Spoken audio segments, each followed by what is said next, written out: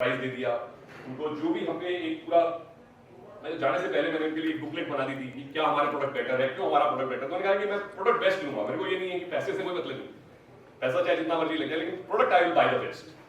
तो वो फाइनली हमारे साथ गए, आए, और फिर वो बल्कि जब हम फ्लाइट में आ रहे थे, इंडिया में आ रहे थे, तो उनका खाना भी उनकी सिस्टर ने दिया हुआ था। वो कहते थे नहीं तुम ये वाला एयर इंडिया वाला मतलब, मेरी सिस्टर ने उनकी फूडी और तो मतलब इतना इनके साथ रिलेशन हो गया। फिर आने के बाद उन्होंने क्या किया, ऑर्डर प्लेस किया 31 मार्च से पहले एलसी खोल दी, पूरा 20 या 25 करोड़ का ऑर्डर। उस समय बहुत बड़ी बात होती है, ये मतलब 2004 की बात है या 2003 की बात है, 2002 या 2004 की बात है। उस समय बहुत बड़ी चीज होती थी, बहुत बड़ा ऑर्डर था, 20 या 25 करोड़ का ऑर्डर था। तो उन्होंने सारा करके हमारा इक्विपमेंट लिया।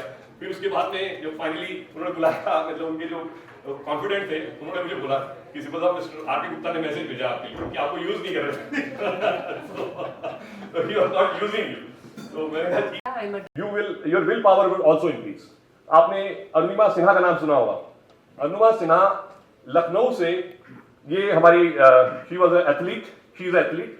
तो ये आ रही थी, लखनऊ से वापस आ रही थी, from Lucknow to Delhi in a train, रात की ट्रेन थी। और उसमें क्या हुआ कि बहुत सारे ये क्या नाम है, डकैत उसमें चढ़ गए और सबसे वो मांगने लगे कि भाई आप अपना ये दे दो, अपना सामान दे दो, ये कर दो। तो सबने अपना अपना सामान दे दिया। And she was a athlete, तो इसने कहा कि मैं नहीं दूंगी, अपना कोई भी सामान नहीं दूंगी। इसके बाद चेन थी, तो उन्होंने क्या किया, इसको उठाया, पकड़ा और इसको गाड़ी से नीचे फेंक दिया। और रात का 2 बजे का टाइम था, दूसरी तरफ से ट्रेन आ रही थी और इसके पैर के ऊपर से ट्रेन चली गई, अरुणिमा के पैर के ऊपर से ट्रेन चली गई। एंड आफ्टर दैट क्या हुआ कि अरुणिमा ने वहां पे, रात को 2 बजे का टाइम है और उसके बाद ट्रेन पे ट्रेन आती जा रही है, तो किसी को पता नहीं चला कि अरुणिमा गिर गई है वहां पे। उसकी टांग कट चुकी थी, खून बह रहा था उसका। और उसके अलावा चूहे थे आके उसके पार्ट्स को लेके जा रहे थे। उसने देखा कि 8-10 चूहे, क्योंकि क्या होता है कि जब ऐसे कोई गिरता है और वो रेलवे ट्रैक्स के ऊपर बहुत चूहे वगैरह रहते हैं, बड़े बड़े चूहे उसके पार्ट्स को लेके जा रहे थे। लेकिन सुबह 4 या 5 बजे जब गांव वाले ने उनको देखा, वहां पे वो पड़ी हुई थी लेडी, उसको लेके गए, हॉस्पिटल लेके गए। हॉस्पिटल में लेके बाद उनका इलाज चल रहा था। तो उन्होंने क्या कहा, उन्होंने कहा कि मैं माउंटेनियर बनूंगी और मैं माउंट एवरेस्ट पे जाऊंगी। उन्होंने ये सोचा उस समय। अब लोगों ने बोला कि तेरी टांग तो नहीं है अभी, तो तू बची भी नहीं है अभी, लेकिन उसने उसी समय सोचा कि मैं माउंटेन में माउंट एवरेस्ट पे चढ़ूंगी। And Arunima, she was the first amputee in the world female जिन्होंने की माउंट एवरेस्ट को विद इन 2 ईयर्स। जब उनको चोट लगी उसके 2 साल के बाद, और वो वहां पे झंडा गाड़ के आई। बछेंद्री पाल जो है, जो पहली लेडी थी जो गई थी ऊपर, तो उनके साथ में उनसे इन्होंने ट्रेनिंग ली और ट्रेन करते करते करते करते तो इन्होंने जो विल पावर दिखाई, आप ये देखिए the kind of will power. If all of us have a smallest of this kind of a thing and we keep on doing our job, we will be able to achieve. तो इससे difficult तो मेरे को लगता है कोई काम नहीं हो सकता कि जिसकी टांग टूट गई थी, जिसकी टांग कट चुकी थी, एम्प्यूट हो गया था, उन्होंने अपनी टांग भी फिर नकली टांग लगा दी, उसके ऊपर फिर जाके आपने अचीव करना। तो ये इसका था कि उनका विल पावर कितना था। आपने ये देखा कि उनका विल पावर, ये नहीं है कि उनके अंदर पावर नहीं रही थी क्योंकि उनकी टांग कट चुकी थी, लेकिन उनकी विल पावर में उनको चलाया और वहां पे पहुंचा दिया। जैसे ये 4 पिलर्स हैं एक तरीके से, एंड इसी तरीके से पिलर्स आप अपनी हर टीम मेंबर के बना सकते हैं। हर एक मेंबर को एक रिस्पॉन्सिबिलिटी होगी और वो उस डिफाइंड टेरिटरी का या उस प्रोडक्ट का गार्डियन होगा, वो गार्डियन ऑफ दैट प्रोडक्ट होगा। तो उस प्रोडक्ट के अंदर उसकी जो भी डिफाइन आप कर सकते हैं कि क्या उसमें प्रॉफिटेबिलिटी आएगी, कैसे वो कस्टमर के पास जाएगा, कैसे वो अपने और एम्प्लॉइज का इंटरेस्ट ध्यान रखेगा और कैसे वो हेल्प करेगा टू द पेशेंट। तो ये सारी चीजें जो है आप उसके केयर में डाल के उसको as a guardian of that product बना सकते हैं। तो ये स्ट्रैटेजी जो है, इससे ग्रोथ बहुत जल्दी आ सकती है। अगर आप उसको गार्डियन बनाते हैं कि आप इस प्रोडक्ट के गार्डियन हैं, आप इस टेरिटरी के गार्डियन हैं, या आप इस चीज के लिए पूरी तरह से रिस्पॉन्सिबल हैं, तो आप क्या कर रहे हैं, उसके अंदर फेथ डाल रहे हैं और एक तरीके से उसको रिस्पॉन्सिबिलिटी दे रहे हैं और वो उस बिजनेस को आपको बढ़ा के देंगे। तो ये बहुत बहुत इंपॉर्टेंट मैंने टेक्निक अभी पढ़ी है, branding. So branding is a most important thing. अगर आप कोई भी बिजनेस करते हैं तो आपकी कैसी ब्रांडिंग हो रही है। जैसे कि हम लोग, ब्रांडिंग इज नॉट मियरली ए लोगो, एक लोगो नहीं, it builds identity, trust and recognition. कि जैसे ही आप उसका नाम सुनते हैं तो आपके मन में क्या आता है, क्या भावनाएं आती है। Strong brands grow faster and charge the premium prices. तो ये एक बहुत इंपॉर्टेंट चीज है कि स्ट्रॉन्ग जो ब्रांड्स होते हैं वो फास्ट ग्रो करते हैं। जैसे कि आपने एग्जांपल सुना हो, बहुत सारी ऐसी चीजें हैं जो कि ब्रांडेड है, तो ब्रांडेड पे आप ज्यादा पैसे खर्च करके ले लो, और जो ब्रांडेड कोई भी चीज इम्पॉसिबल नहीं है। हम लोग के पास बहुत ब्रेन है, बस बहुत सारी ऐसी कंडीशंस थी जो कि हम लोग एक्सेप्ट नहीं कर सकते थे, क्योंकि उसमें बहुत ज्यादा पेनल्टी कंडीशन थी, ये था वो था। क्योंकि क्या होता है, काफी सारी चीजें रिस्क और पैक्स में, क्योंकि 10-15 हॉस्पिटल है, उसमें इंटरनेट का कनेक्शन है, कितनी स्पीड है, उसके ऊपर डिपेंड करता है कि आपकी इमेजेस कितनी ट्रांसफर होंगी, कितनी जल्दी वो इमेजेस वहां पे खुलेंगी। तो बहुत सारी चीजें थी जिसको हमने एक्सेप्ट नहीं किया। हमने कहा ये चीजें चेंज कर दीजिए, तो हम लोग इसको एक्सेप्ट करेंगे।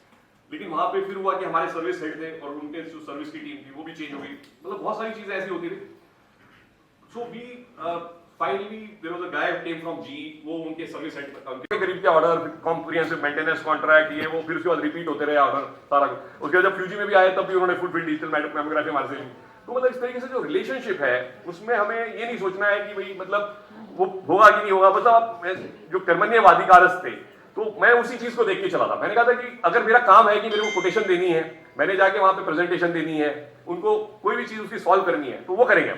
ये नहीं देखा कि भाई इसका ऑर्डर आएगा कि नहीं आएगा। अगर मैं ये देख लेता ना, कोशिश कर दो, ऑर्डर के चांसेस बहुत कम थे, क्योंकि सीमेंस लगा चुका था पहले एक बार प्रोडक्ट, उनके प्रोडक्ट अच्छे चल रहे थे।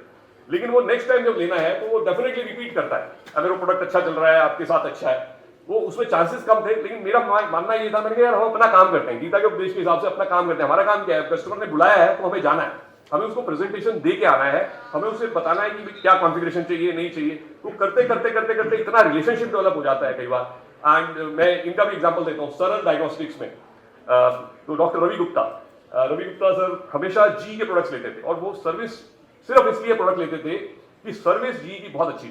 मतलब सर ने बोला था कि ये मैं ऑर्डर आपको देता हूँ not because of the reason कि आप सेल्स की तरफ से आए, but because of the thing that आपका सेल्स, आपका एप्लीकेशन, आपका जो प्रोडक्ट टीम है उसने बहुत अच्छा काम किया मेरे साथ में।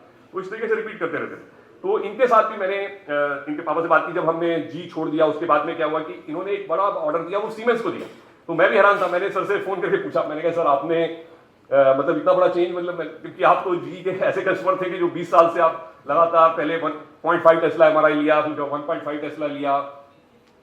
तो मतलब उनके साथ भी ऐसा ही हुआ कि सीमेंस वाले जब आए तो सीमेंस वालों ने बोला कि सर आप हमें सिर्फ मेरे ख्याल से यूज कर रहे हैं कि मतलब आप हमें प्राइस लेने के लिए या ये करने के लिए। तो उन्होंने कहा कि नहीं, ऐसी कोई बात नहीं है, अगर आपका प्रोडक्ट अच्छा होगा, प्राइस अच्छा होगा। और तो फिर सीमेंस वालों ने उनको उसी दिन प्राइस दिया। फिर उन्होंने बताया कि शेखर, वो लोग बैठे हमारे साथ और सर क्या बहुत ही अच्छे से बात करते हैं, he is a very soft spoken person. और वो क्या करते हैं कि मतलब खाना वाना भी खिलाते हैं, पिक करके वहां पे लेके जाते हैं, वहां पे पूरा मतलब ही will take care of you like anything, मतलब पूरा। तो उसने कहा कि ये कई बार ऐसा आता है, मतलब कि मैंने भी देखा, मेरे साथ भी ऐसा होता है कि हम लोग कई बार होता है कि डिसीजन नहीं ले पा रहे, जाए नहीं जाए, हमें कस्टमर मिलेगा कि नहीं मिलेगा, ये नहीं होता। तो इनएक्शन नहीं होना चाहिए हमारे को। वो इनएक्शन सबसे बड़ा स्ट्रेस क्या है? Stress is nothing if you are not working, if you are not focusing on what you are doing, that is the maximum stress.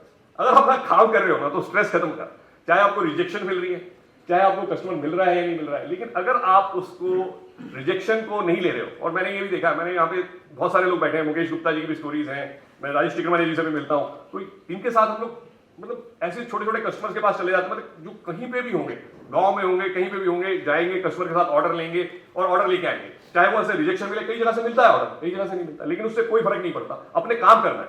तो मैंने इनको भी देखा है कि ये लोग भी सब जो हैं, जितने भी लोग जो सक्सेसफुल हुए, उसमें सबसे बड़ा इंपॉर्टेंट पॉइंट क्या होता है कि they are not into inaction, they are just doing कि मैं एक्शन कर लेता हूं, इसका रिजल्ट क्या आएगा मुझे मालूम नहीं, लेकिन वो रिजल्ट ऑटोमेटिकली आने शुरू हो जाते हैं if you have many customers. तो ये मैंने अपने उसमें सीखा है।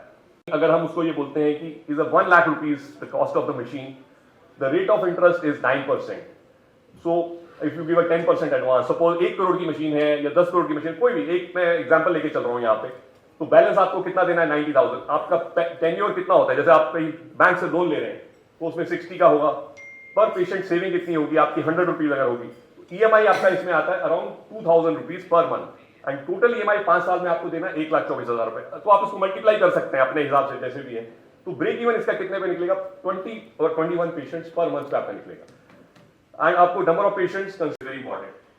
तो आपको मैं एक एग्जांपल दे रहा हूं, ये यूनिव government and corporate, so this kind of segmentation we have done कि हम प्राइवेट को कस्टमर को थ्रू